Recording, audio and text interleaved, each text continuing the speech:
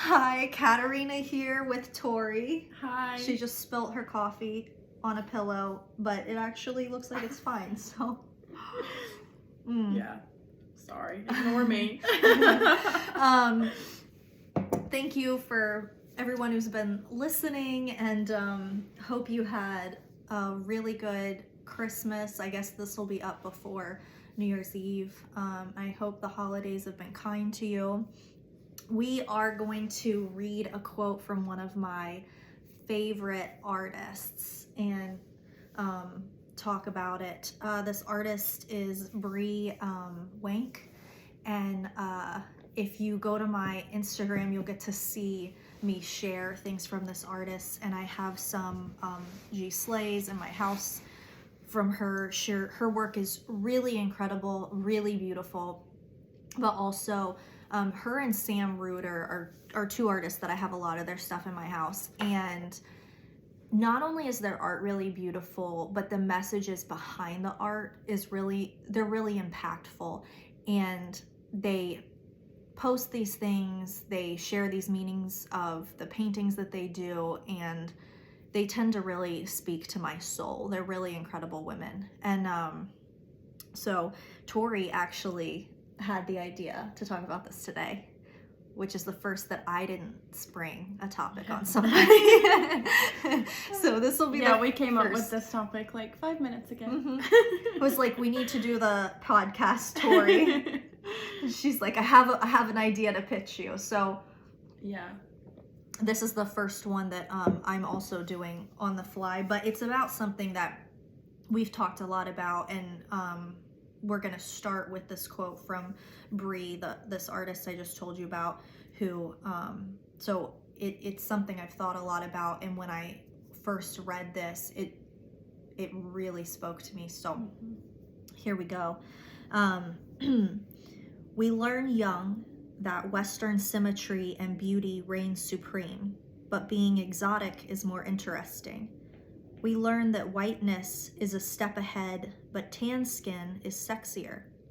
We must have curves and volume, but cannot dare to gain weight. We strive tirelessly and financially to appear natural, but cannot risk falling behind as we age, for youth is of direct correlation to value. We learn young. We lean into our masculine for survival, but must simultaneously maintain the delicacy and vulnerability of the feminine. We are selfish if we choose ourselves, and too often without self if we choose family.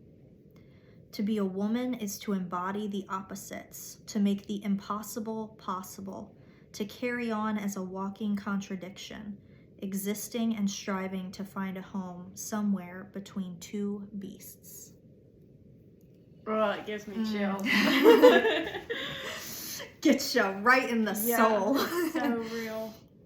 It's so good. Do you want to start just talking about your experience shopping today for an outfit? Yeah, so the reason that this topic came to mind, so we have awards gala coming up for our brokerage. In a week. Yeah, in a week. And I have been literally putting off. I have a dress that I thought that I was going to wear in my closet. She's had it. I've had it. Like, I own it in my closet. And I have been meaning to try it on for weeks. Yeah. Weeks. Like, for weeks, I'm like, have you tried on your outfit? And I'm like, I just don't want to do it. Like, one day I feel like I'm like, I'm too bloated. Or, I haven't put self-tanner on. Like, just to try the dress on, okay? So last night I tried it on. I hated it. Yep. I texted Kat and I was like, okay, why do I do this? I waited until a week away to try to go find a dress. So today I had some free time. So I went shopping and I found a dress and I really love it. I really, really do. It's very beautiful, very sexy, very interesting dress. And then, it's very like my style, me. It's just me. And I had to send it to everybody, and I'm like, okay, is this showing too much skin? Is this too risky? Like, I can't be bloated in this dress. It was a risky purchase for me. I love it. Why do I feel that way? As you know, and that's just like, I don't know, that topic just really resonated with me on the way home. And I knew Kat was probably going to spring the podcast on me. It's coming at some point. So I was like, mental note, like, we have to talk about this. And that quote just came to mind. Yeah. And I think probably most women struggle with that kind of thing. And I feel like I'm an extremely confident person, and I struggle with that. I mean, like, even thinking about, I think I like had the baby, and within that week I was like, what am I gonna wear to this gala in a month? I don't know what my body's gonna look like. Right. I want to look really great. It's the first time I'm showing my face to the brokerage in like months. And I want it, the struggle too is like, you want to look great, and you don't want it to be like, oh, I look great because I picked a dress that was really forgiving. Right. I want to look, I don't want it to be like, oh, and this goes into that, like, why do we think about ourselves like this? But I don't want people to think I look great because I put the right outfit on. I want it to be like, she rocked that dress because she's rocking it. Yeah. And the dress that you had on today, which you sent me the pictures, I was like, that looks amazing. Yeah. It was so beautiful. I thought you looked perfect in it. And you're questioning, like, will I still look perfect in it in a week? Yeah. And that day, am I gonna like my body that night? Well, I like my body enough that day to wear it. And it's not a forgiving dress. So, but why does the dress need to be forgiving? Like, why do we feel the need to cover up or fit some kind of mold? Like, we have an idea in our minds what our body's supposed to look like, and if it doesn't look like that, then we can't wear that outfit, or we can't leave the house looking that way. Where did that idea come from? I had the mind, I'm like, is it okay for somebody my size to wear this dress? Like, which is crazy. It is. It's crazy that we feel this way or think this way. Is it okay for me? They make it in my size, but it's literally fits can you I wear perfectly. this? And you have a great body. Like, all bodies have, I think especially feminine bodies to me have such beauty, and I feel like I look at other women and I often feel like, wow, she looks so beautiful, and it's quite likely that same woman looked at herself that day and judged some part of what she was seeing.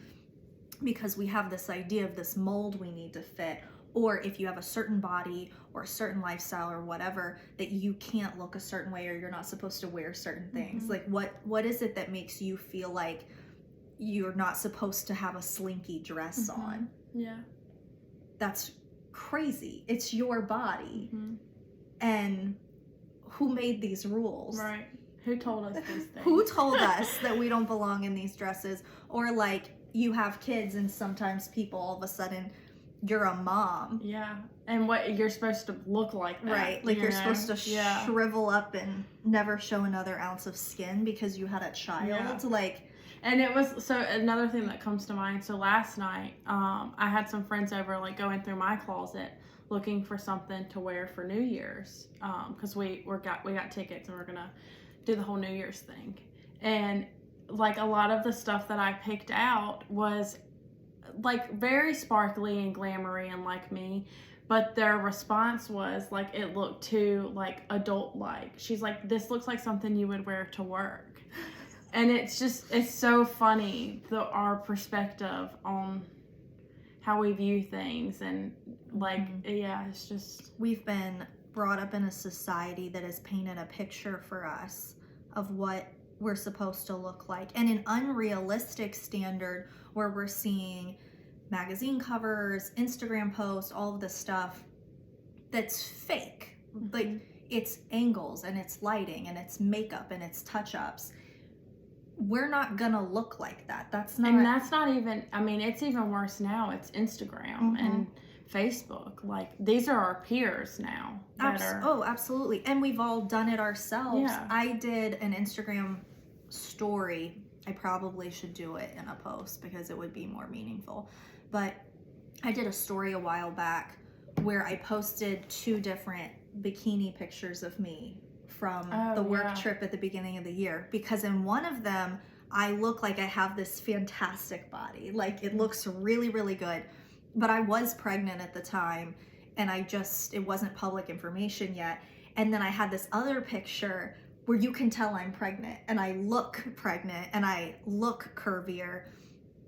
And when I went on that trip, I hadn't shared that I was pregnant yet, and I shared the photos where I looked a certain way, where my body looked the way, quote unquote, it's supposed to look. Right. And I didn't share the one where I have a belly and and too much of an ass. Like, that wasn't posted on Instagram. And I shared it on my Instagram stories and got like a really sweet response from a lot of people about like, yes to this, because like, even your peers, even these regular people, you know, who you think have these rockin' bods, and some of them really do, and some days I do on some angles.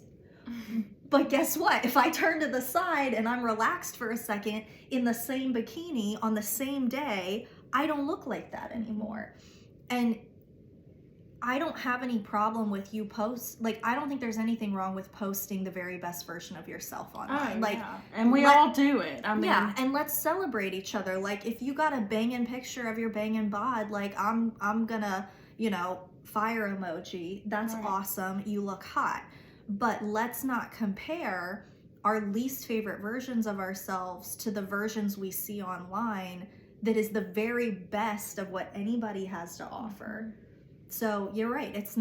Hollywood is an extreme, and they're the world's most beautiful people touched up by the most talented people. What do you think that's going to look like? We're not supposed to look like that.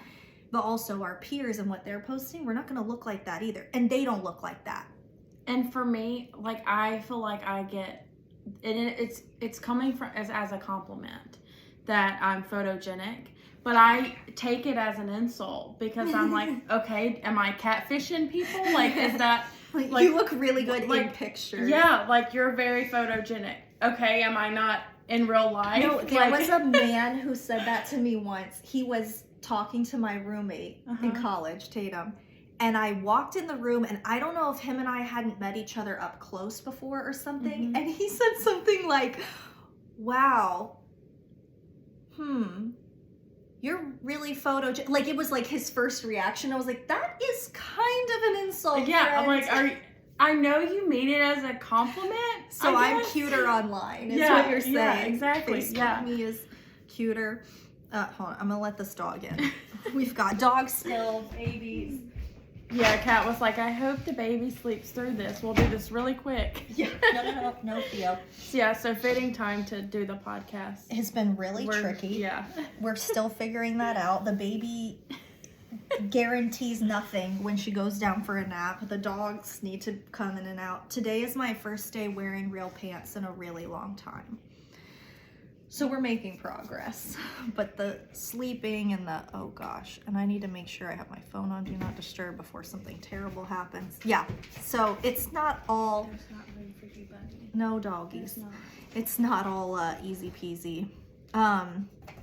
So, and to take it back to the quote, so she talks about here about these conflicting values about beauty, like our culture does set up certain beauty standards and certain ways you're supposed to look, and our culture does glorify Western beauty and Western faces, but also you can't be too white or too skinny. You also can't do that. You need to have curves, but you can't gain weight. Like, you need to have curves, but like you can't have cellulite. Like, my children have cellulite. We're women, okay? To appear natural, but we can't age. Right. So like, you're damned if you do, you're damned if you don't. Like, why wouldn't you age gracefully and naturally? But also, why would you age at all? Yeah, and the part of that quote to like be a walking contradiction, like it just Yeah, we're supposed to. Like, you're supposed to. You can't be too thin, but you can't be too fat. You need curves, not but too not white, too many. But not. Yeah, you need tan skin, but not too dark. Yeah, it's just these ridiculous standards, and then she slides into leaning into our masculine, but we can't be too masculine. So we we have to rely on this masculine side of ourselves a lot of times to succeed in work or to be heard in a room. And I actually was talking about not too long ago, I can't tell you how many times I've been in a room and been speaking, and men, and I know they did not mean this as an insult, but were visibly and even verbally let me know they were surprised by my competence. Like the shock factor on their face when I spoke and I had something intelligent to say as a young woman. You're not just sitting in a chair looking pretty. Right. Yeah. I mean, and when a man has complimented me on certain things, and even women do it, we assume that like women do the same thing.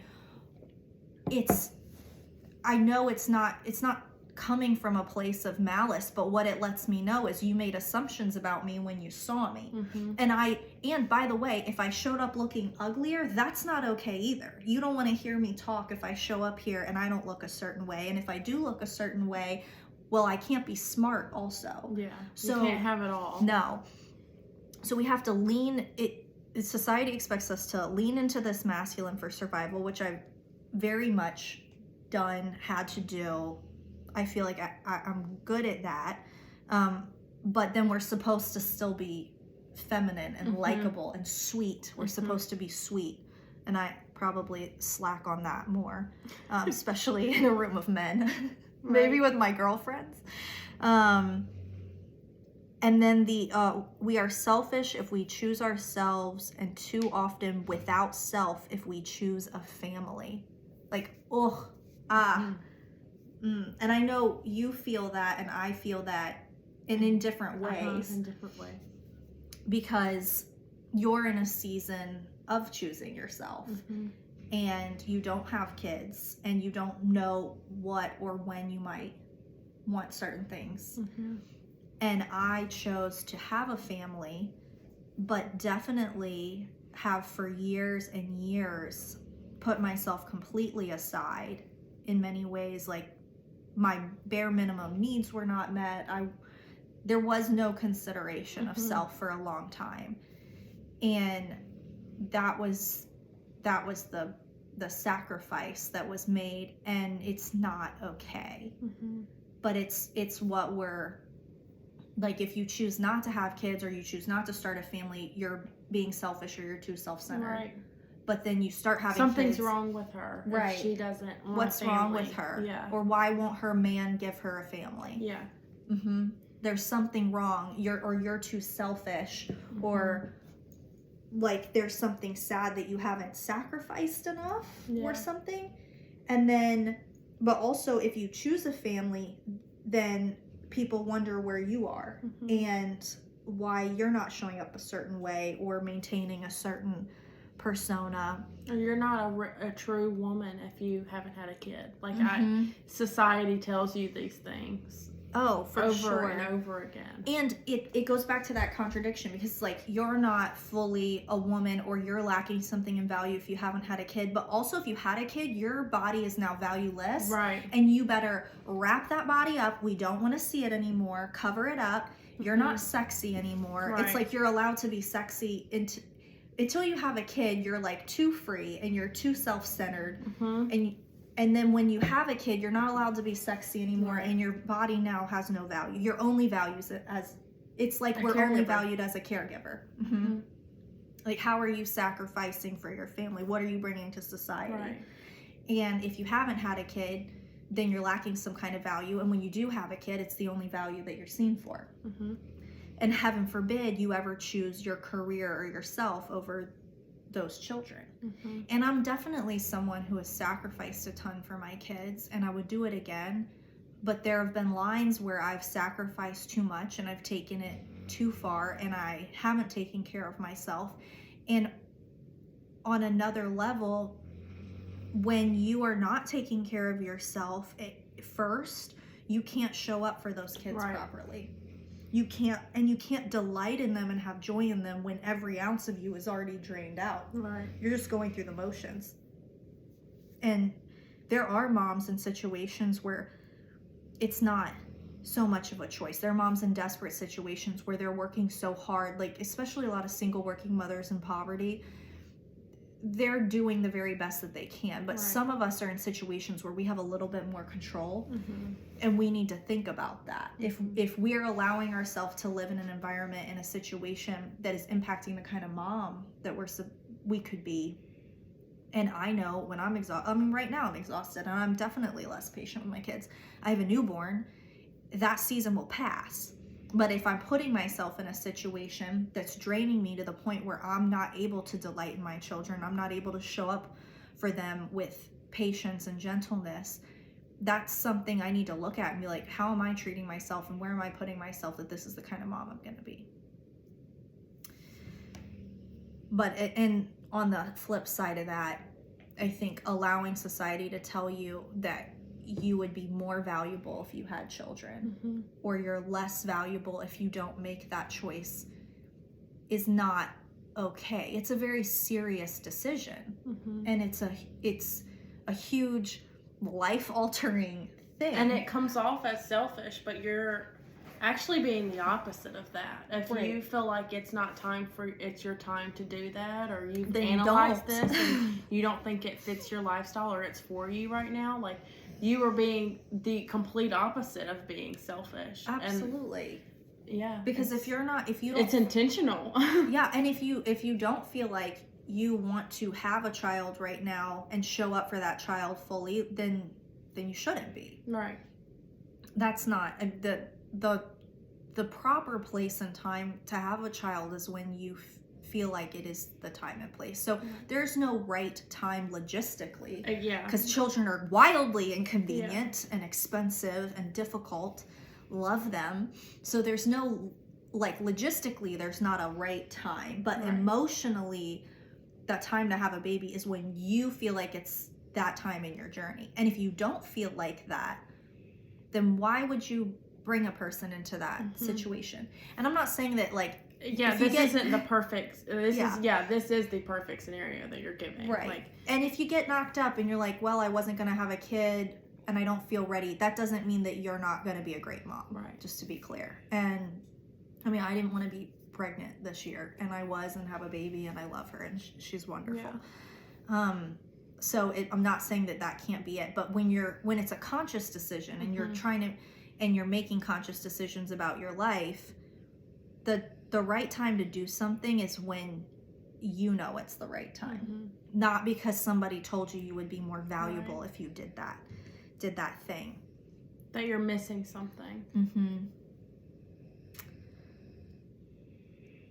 And the rest of the quote just talks about the opposites and the contradiction and striving between two beasts, between the masculine and the feminine, between Western beauty and exotic beauty, between self and family, and what a hard balance it is, and how we have to fight within ourselves to.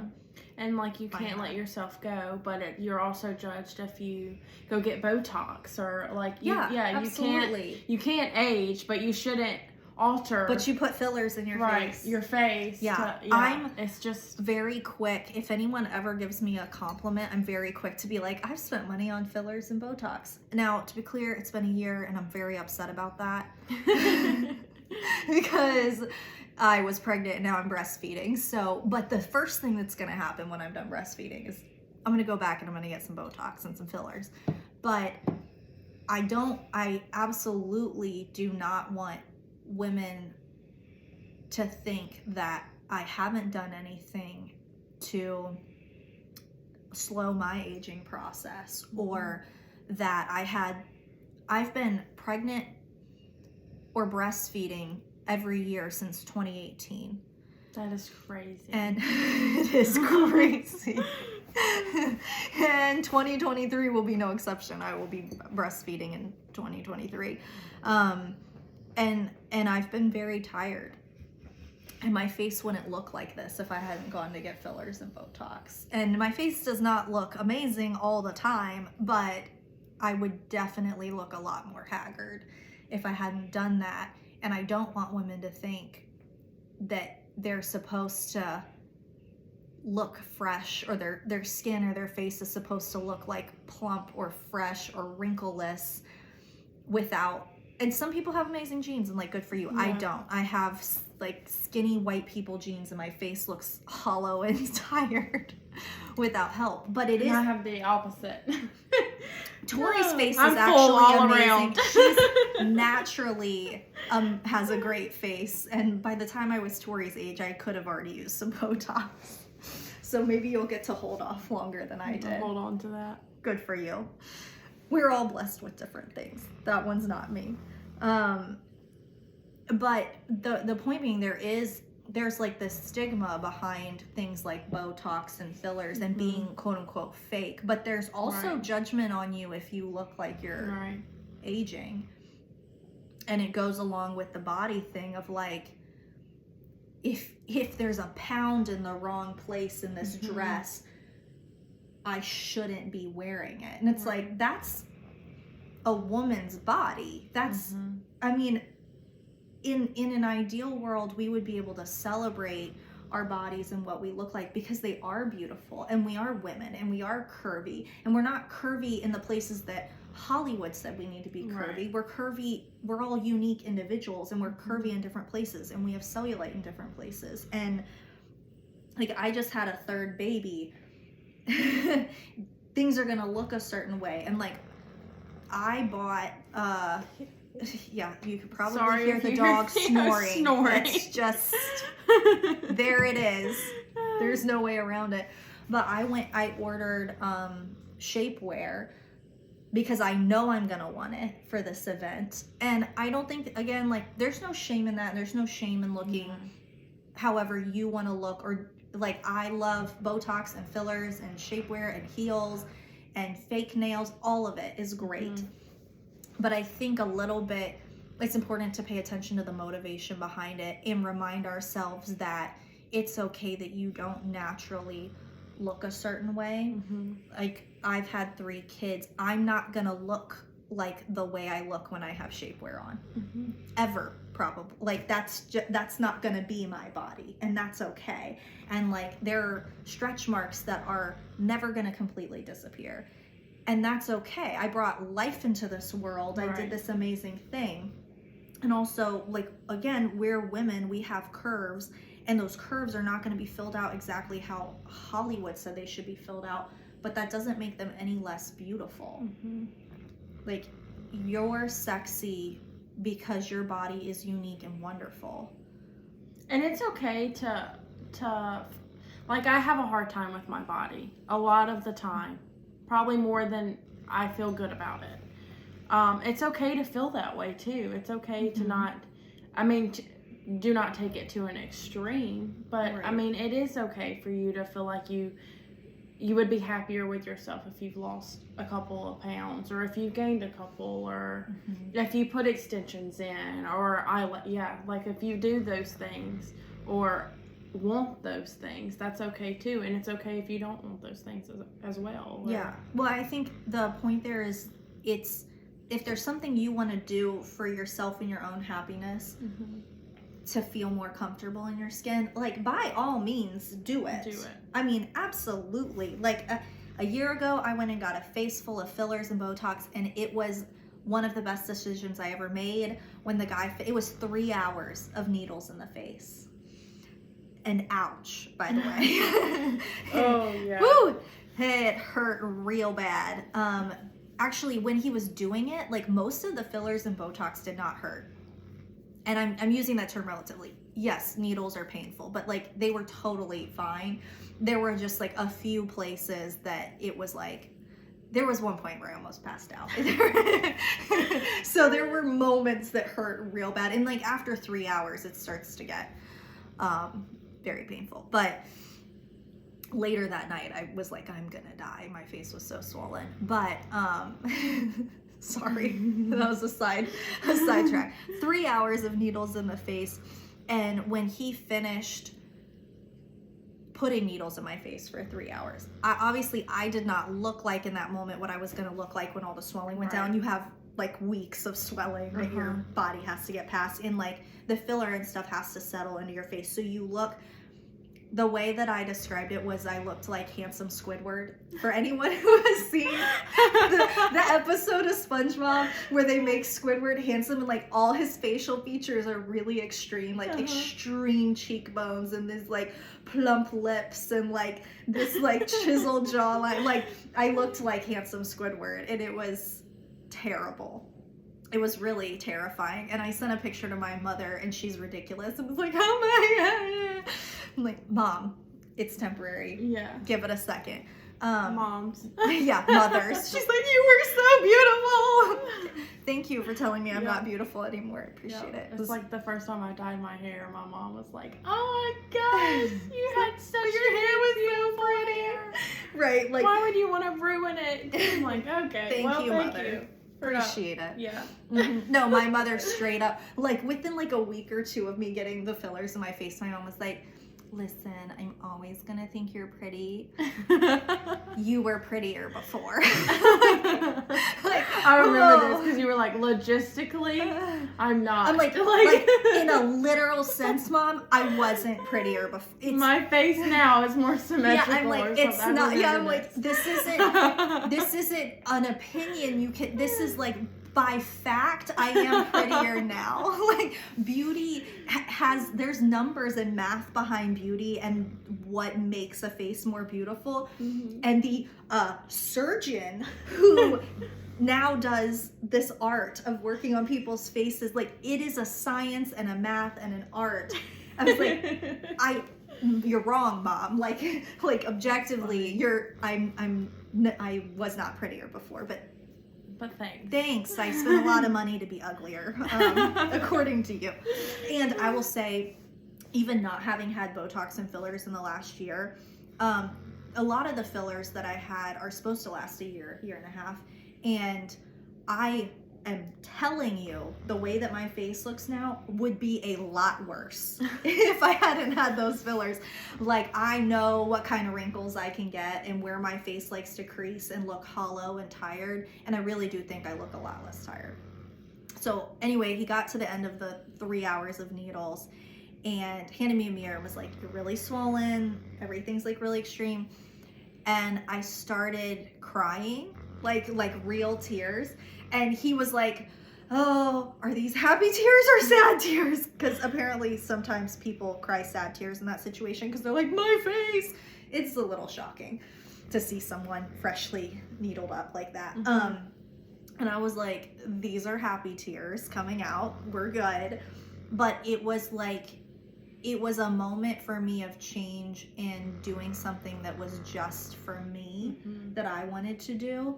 And I had wanted to do it for a long time. I had wanted Botox for a long time. I had wanted fillers for a long time. My face was like very hollow and you very were in tired. A place where you could do those things. And I finally, I came to this place where it was like, it is only my decision what I do with this money. And I have this free evening and I scheduled this appointment months and months in advance. Like, this is going to happen. And it was like, finally I was doing something that was expensive and hard and it was just for me. Mm-hmm. And there was no other motive. It wasn't going to make me money. It wasn't for my kids. It wasn't for my family. It was just because I wanted to do it for myself and to feel better in my skin. And I totally stand by the decision. I will do it again. Maybe not for 3 hours in one session. Yeah, at once. Yeah, I drove to where I was staying that night, and the second I walked in, I was like, it was rough. But I cannot put it into words what that did for me and what kind of power I gave myself when I gave myself permission to spend money on things that were just about me feeling good and being better in my own skin. So I think society loves to put shame around that, mm-hmm. about spending money and resources and stuff that's right. only for you and only for your looks. But wow, the freedom that you feel when you do something that is just for you. Mm-hmm. and the message that you're sending yourself, like, I have value, the things I want are valuable, and it's okay for me to do things that are only for me. So you're right. Like, if you want to hire a trainer because you want to pursue having a more toned or muscular look, or if you, I don't know, if you want bigger boobs, like, save up and get a boob job. Yeah. That's if the motivation is there. Now, I don't think that stuff should ever be done because, like, some man or woman told you that you would look better that way, like, or you feel that way shouldn't, because of somebody else's opinions, right? Like, other people's opinions about your body are none of their business and none of your business. Like, that should not be so important. But if you feel like you would feel freer or happier with certain things or changes, like, save up and do it. Yeah. Absolutely. It is okay. And I love to spend money on things that make money. Like, I really hate spending money on things that don't make money. Like, I had to get a bigger car because I had a third baby. And That's the first thing that came to mind that you were going to say. I'm so upset. I've been driving around a 2014 Honda Civic, and I love her. And I was going to drive her till she was dead in the ground. And then I got pregnant with the third baby, and we will physically not fit. Yeah, you're not fitting in that one. In the Civic. Like, you cannot put anything between when the 2 car seats are in there, you can't fit anything, not even a tiny human butt in between those 2 seats. So you certainly can't fit 3 car seats. So I had to buy a bigger car, and I was very upset about it because I didn't want a bigger car, and that car doesn't make me any money. That car is something that I need to have because if I want to tote my 3 kids around ever, yeah, so you have to. I have to. I was forced to buy it. I'm very upset about the car. The car is a depreciating asset, and I just don't like that. But I think while the car might be a depreciating asset, my confidence and my happiness and me feeling free in my skin, that has value outside of money. And you know, if the car does that for you, then it does that for you. Yeah, it just doesn't do it for me. I don't feel that way about it. It's just very upsetting to have to buy a car. But I think we really get sent subliminally and then also, like, outrightly fed these messages growing up and as adults about the way we're supposed to look. And things that are okay or not okay, or if you get certain work done, how it needs to be a secret. And I think the way that we take that back is by like being honest with ourselves and being honest with other people about how we feel about the way we look, and just being honest about the way that we look. And then also taking the shame out of doing things that I want to do for me, right? Whether it's dyeing your hair or getting a spray tan or whatever. Let's stop pretending like we're supposed to look that way naturally. And if there's something you want to do to feel freer in your skin, good for you. Yeah. Go for it. And if you don't, good for you. Let's celebrate your natural body. That's great too. So I think that the way we take that back for ourselves is for taking the shame out of both sides of that. Yeah, for sure. I agree. I mean, that's like, the spray tan for me. Like, that's what gives me confidence. Like, Tori needs her spray tan. And a lot of people don't get that. They think it's ridiculous. And it's just... Well, and I think, like, personally, I think you're very beautiful as a lily white person. I don't think that you're less beautiful when you and you are rarely not tanned at all. Yeah. There's usually some level of tanner on you. You're very rarely lily white. You're never you're never as white as I am. It's rare for me to put any kind of tanner on. I just don't mess with it. But mostly because I mess it up and then it looks terrible. But and I've been told, like, I look ridiculous in a spray tan because I'm... Which is rude, by the way. It is, but, I mean, I've been told that, and But it's not, and it's not and about... it's not about them. It's not about what I look like to them or how to.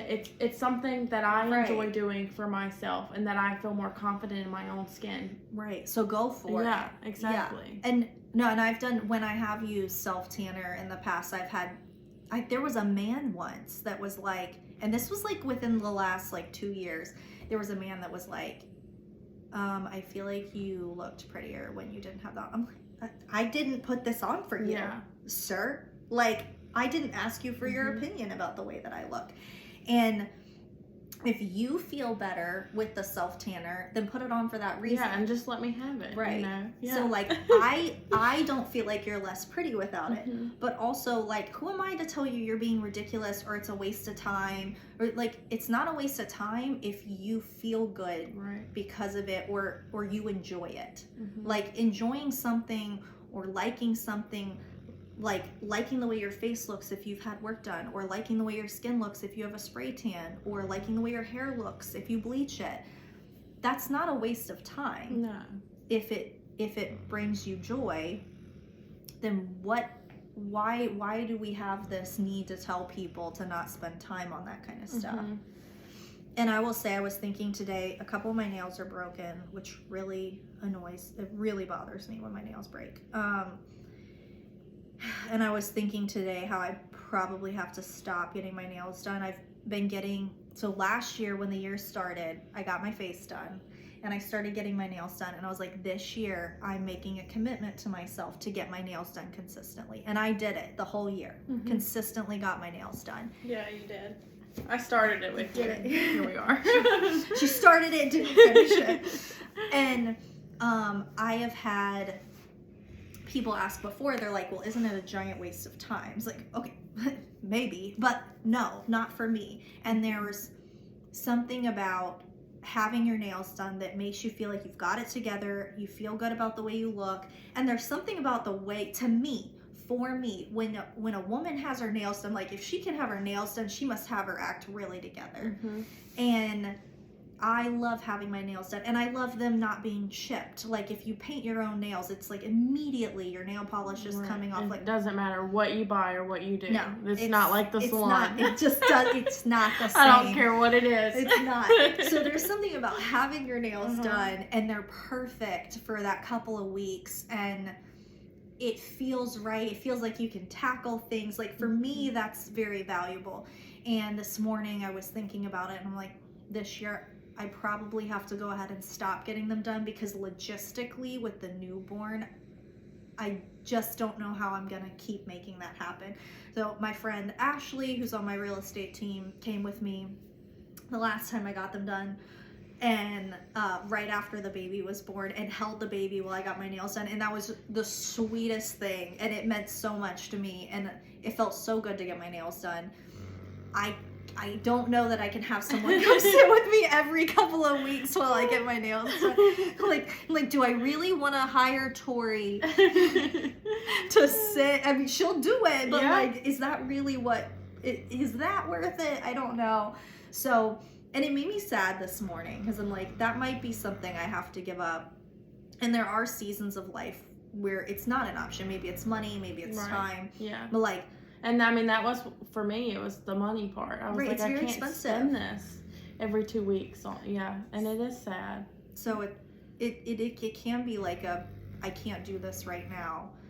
It doesn't make sense financially or time wise. It doesn't, like, how am I gonna schedule it, get there, deal with the bait, like, what am I gonna do with the newborn while that's happening? It just doesn't make sense. It doesn't work, and it's probably not worth it. And I can't have my face done until I'm done breastfeeding, but I'm gonna breastfeed. That's not like, having my face done, like, financially and time wise, is worth it, but I'm not gonna give up breastfeeding, which is something that's temporary. Like, when I'm done breastfeeding, I'm done forever. So there's this season that I'm in where I was pregnant, now I'm breastfeeding. I'm not gonna give that up to have my face done, but when I'm done, then I can do that for myself.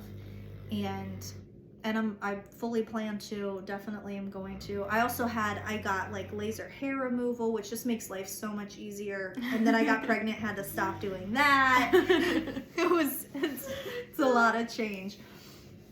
But the point being, I think that the only person that knows what's right for you, or when your body feels healthy, when your self-image is healthy, is you. And if that means embracing yourself entirely as the natural version of you, that's amazing.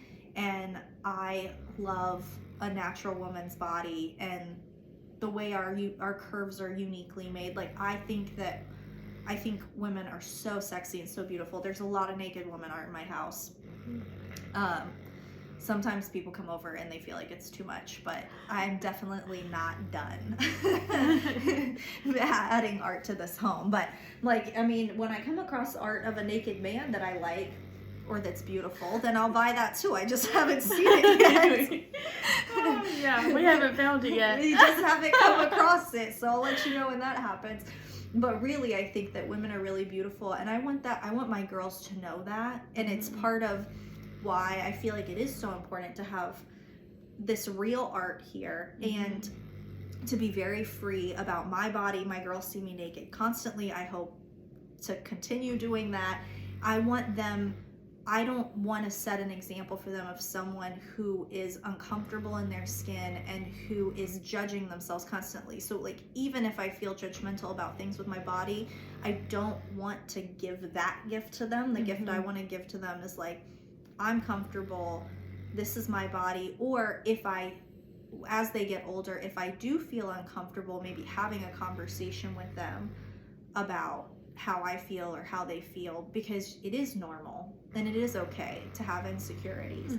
But what do we do about those insecurities? Right. And making sure that we didn't take insecurities that came from what society told us about what we're supposed to look like and value ourselves less for that, and feel like it's not okay to do anything about it, or it's not okay to look like a normal person, right? Or look like a woman instead of a made-up version of that.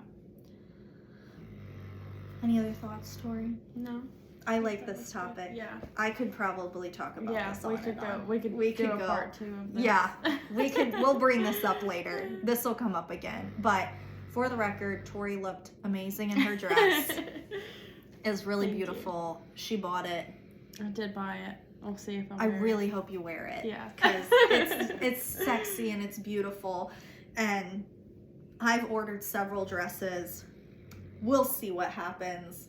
There was one that came in that was like a sausage casing. It was so the tight. picture that you sent in the group chat, like, I appreciated that so much. I did share. Because you, to me, are like this perfect little Polly Pocket That's very of a nice. person, you know?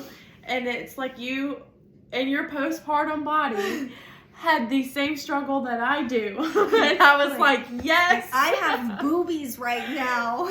And this dress was made for someone who doesn't have boobies. It's so amazing to feel like you relate to another woman and their struggles, and And let's find your friends and find your people that you're comfortable sharing that picture with, of like, wow, look at this sausage casing on my body. Holy moly, I do not look like the model here. I sent the model picture. This is how the dress is supposed to fit. And this is how it looks on me. I mean, I had to roll it over this. It was so bad. And it was not stretchy or made to fit like that.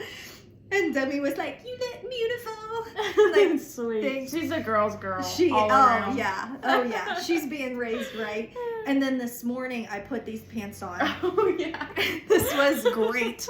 I put these pants on and it was tight, but they fit. Okay, this is the first time she's put pants on in like months. Yeah. Like pregnant and then postpartum. I mean, it's been a minute. Jeans that button. Yeah, jeans that button. I mean, jeans. These have not been on we haven't seen jeans in a long time. Okay, but I was like, I have a feeling like these ones will fit. They're not my skinny girl jeans. They have a little bit more room. So I got them on and I got them buttoned and I was like, ooh, look at that. And my oldest, Kyla, she like looked at me and she looked at the little sausage casing dress that was hanging in my closet and she was like, Mom, those jeans fit you like the blue dress. Like, thank you, Kyla, for pointing out that I had to squeeze into these pants and button them while I was sucking I remember when I was little, Mom putting her jeans on and like jumping into them and like doing the squats to get into them. And I was like, wow, I can't wait until I have curves like that so I can do that. That's like amazing. As a kid, you know? Right. Like, and that's like the most hated thing she's like had to work with, you know? Like she's like, this is terrible. Yeah. And you're like, I can't wait and to have I'm a like, butt I like can't that. wait till I have a body like that so I can do that. That's like amazing. And I hope my girls feel that way. Yeah, the way that they feel or you want them to feel when they're young, like you have to go back to that a lot as an adult. Yeah. And think about. Like there's this picture of me and like it is hilarious now, but I was like 8 or 10 and I was a chunky little kid. And I had a one-piece bathing suit on, and I was standing beside my other friends in bikinis, and they had nothing. Little toothpick children. Little toothpick children. And I look back at that picture, and I'm like, this sweet little girl, like she was confident in her one-piece bikini. What happened to her? Like what happened? Like I would never do that now. You know what I mean? Like if I saw a picture of me standing beside all my skinny friends, I would completely demolish it. You know. And it's, you just have to go back to that sometimes, too. And I think I try to, when I'm making choices or speaking about certain things, try and remind myself, like, how do I want my girls to feel about themselves? And what's stopping me from setting that example for them?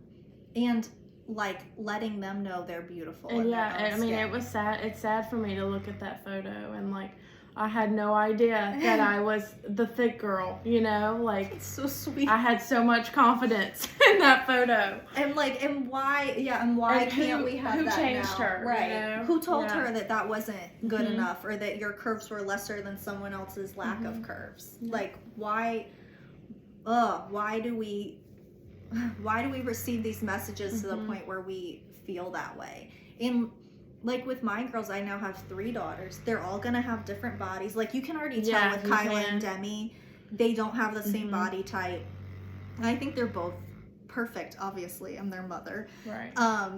But they don't have the same body type. They don't look identical.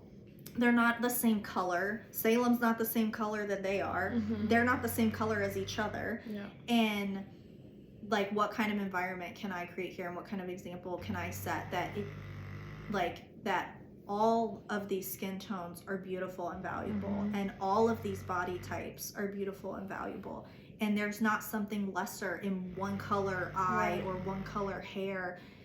And I do like that all my daughters don't look like carbon copies of each other because of that. And like, I do hope they'll be compared to each other less. Like they're I don't know, you know how complicated it is to be a woman and how you get compared to people, and hopefully we can have the strength to set examples of loving ourselves in our bodies, and being comfortable and taking the shame out of the celebrating our bodies, and also doing things that make us feel comfortable. Yeah, exactly. Well, thank you, Tori. This was a good one. Good pick. The first time that Tori sprung the topic on me, which was good. That was fun. You just like try and hold on to those good ideas you have, and we'll do it again. I'm sure it was nice to not be surprise attacked by one of my topics. Think about it. I love that. And thank you, anyone who listens. Yeah, thank you for listening. We appreciate you, and anyone who reaches out and connects with us and lets us know that something we said or shared meant something to you. It is really awesome to connect with other incredible people. Feel free to leave a review. That does not hurt the podcast if you do that. Thanks for tolerating Theo snoring in the background, because it's really loud. It is. I'm interested to hear what this is going to sound like. We have a microphone hooked up to my phone. For sure it has picked up the snoring. So that's how glamorous it is in my house. Yes. There's a dog next to us snoring, and he doesn't smell great either. So it's really wonderful. But thank you. all of the people that listen and reach out are so appreciated, and it's a gift to be able to come on here and just share things that are important to us or that we feel deeply as part of this journey. Thanks.